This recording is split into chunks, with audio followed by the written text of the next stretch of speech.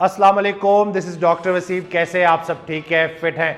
दिन ब दिन बढ़ती शुगर, ब्लड प्रेशर, कोलेस्ट्रॉल के मसले, लोग परेशान हैं।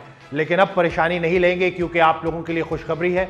हम आपके लिए ला रहे हैं एक ऑनलाइन ट्रेनिंग प्रोग्राम उन सारे शुगर के मरीजों के लिए, ब्लड प्रेशर के मरीजों के लिए जो अपनी बीमारी से तंग है। मैं अपनी वीडियोस में बताता हूं कि ये ग़िज़ाई बीमारी है, तो इसका ग़िज़ाई इलाज होगा। और वो कैसे होगा? आप हमारे पास ऑनलाइन हमसे रब्ता करेंगे, आपका ऑनलाइन फॉर्म फिल होगा, आपकी सारी हिस्ट्री देखी जाएगी, कौन कौन सी अद्वियात आप ले रहे हैं, इन सबको देखा जाएगा।